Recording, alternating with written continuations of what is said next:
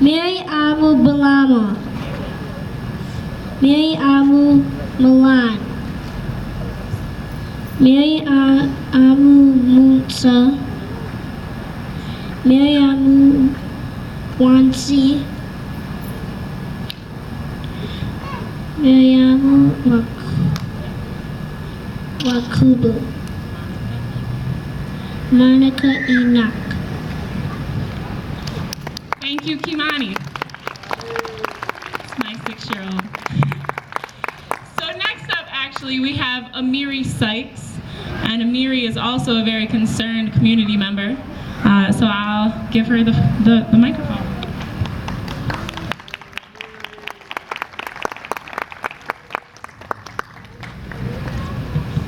We have all came together to show that girls all around the world have a voice and that we deserve the right to learn.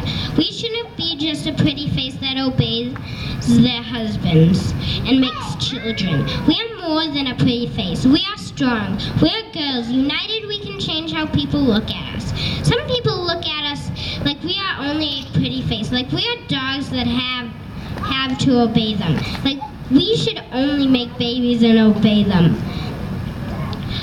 But we are not a helpless animal that must obey them. We are more than that. Together we can change this world. We need the right to speak our mind and get a good education. We girls can help the world change its bad problems. We are girls. Together we are united in harmony, loyalty, and friendship. We are girls saying, bring back our daughters, friends, and girls. Please bring them back.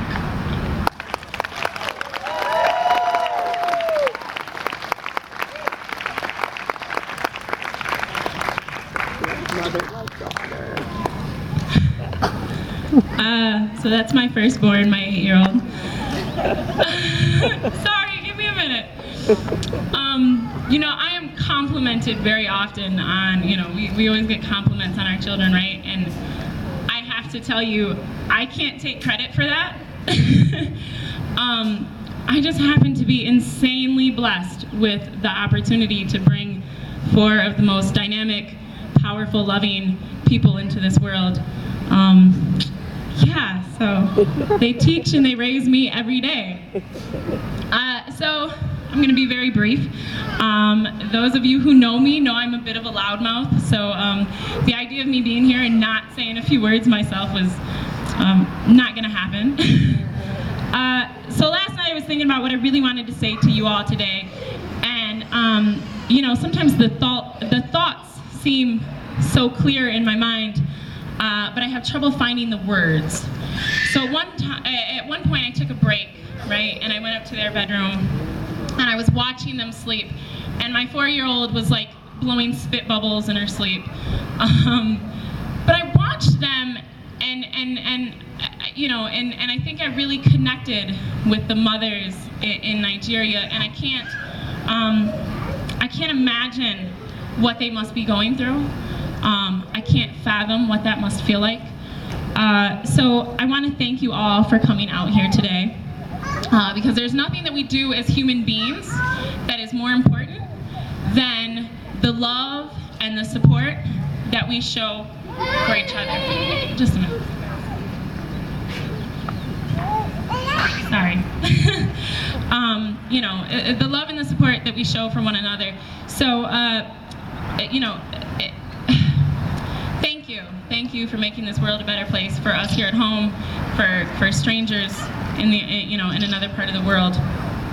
So Audre Lorde said, "When we speak, we are afraid our words will not be heard or welcomed, but when we are silent, we are still afraid. So it is better to speak." So now normally this is not a problem for me. I would tell you the story of how I got the nickname Broken Radio as a child, but that would take entirely too long, and I think you all can use your imaginations. But there is something that has been troubling me for some time now, and I haven't really spoken out enough about it because, again, I just can't seem to find the right words. And then over 300 girls were kidnapped, and it was like, wow, Shannon, you need to find your voice, and you need to find it now. Because all it takes for this sort of violence to continue is for us to remain silent. So here's what I'm struggling with. I am struggling with the article I read that equated good girls, AKA virgins, to unicorns. I am definitely not a unicorn and far from a virgin, but our value as women is not determined by our sexuality or the lack thereof. While children throw around words that imply femininity as insults, I am struggling to understand how we change the conversation so that the word girl is not synonymous with weak and less than. I am struggling with the reactions of some of my peers in my Women in History class who couldn't fathom the idea that boys should be allowed to play with dolls and cover themselves in pink glitter if that's what they choose to do. I am struggling with the routine invention year after year after year of new terminology designed to diminish and subjugate women. The most recent I've heard, thought, stands for that, insert expletive here, over there. People, I am struggling with the fact that there are 960,000 reports of domestic violence in the US each year, and we are lamenting the rise of divorce rates as indicative of a breakdown in society. Well, I say, let the divorce rates skyrocket as one woman after another realizes that she is strong enough to reject abuse as her lot in life. You may not think this has anything to do with the issue at hand, but I assure you it has everything to do with it. And I'm struggling with the fact that over 300 little girls were abducted, 276 girls are still missing. I am struggling with the fact that they can be sold because there is a market for them, that governments can hesitate to respond while people march in the streets and parents beg for the return of their children. That, in actuality, children are bought and sold every day, sometimes abducted, sometimes not. And it takes a mass kidnapping for us, for me, to find my voice, to find my outrage. Girls, and often boys too, are having their childhood stolen from them, not because there are a few random monsters that exist out in the world, but because we have a broken system. Because our system, our patriarchy, condones and contributes to this sort of violence every day. So today, we have decided not to remain silent. Our voices here today are strong, loud, and powerful. But I challenge you not to leave your voice here in this park. I challenge you to take this voice and take it home with you, and take it to the conversations that you have with your children, and take it to the conversations you have with your friends and your family and your coworkers and any random stranger on the street who will listen to you.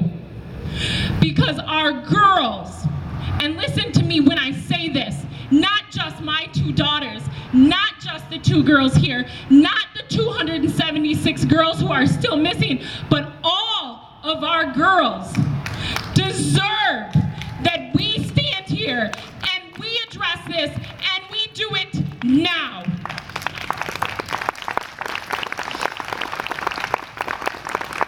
So remember your voice. Remember your part in this. Remember how important you are to their future. And thank you again for being here.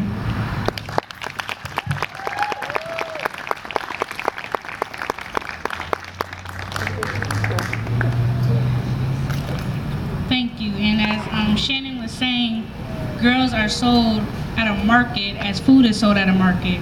And it's just unbelievable.